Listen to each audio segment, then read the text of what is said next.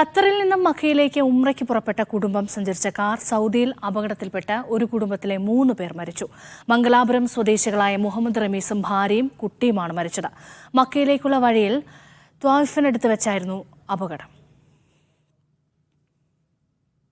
ഉംറ കർമ്മത്തിനായി ഖത്തറിൽ നിന്നും മക്കയിലേക്ക് പുറപ്പെട്ട മംഗലാപുരം സ്വദേശികൾ സഞ്ചരിച്ച കാറാണ് അപകടത്തിൽപ്പെട്ടത്.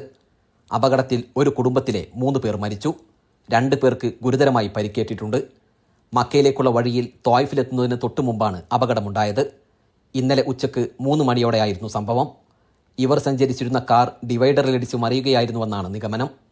മംഗലാപുരം സ്വദേശിയായ മുഹമ്മദ് റമീസ്, അദ്ദേഹത്തിൻ്റെ ഭാര്യ ഹിബ, അവരുടെ 4 മാസം പ്രായമായ കുട്ടി എന്നിവരാണ് മരിച്ചത്. ഇവരുടെ 4 വയസ്സായ മറ്റൊരു കുട്ടി ഗുരുതരാവസ്ഥയിൽ ചികിത്സയിലാണ്. കൂടാതെ മരണപ്പെട്ട ഹിബയുടെ പിതൃസഹോദരൻ്റെ മകൾ ഫാത്തിമക്കും അപകടത്തിൽ ഗുരുതരമായി പരിക്കേറ്റു. എന്നാൽ ഫാത്തിമയുടെ 7 വയസ്സായ മകൻ നിസ്സാര പരിക്കുകളോടെ രക്ഷപ്പെട്ടു.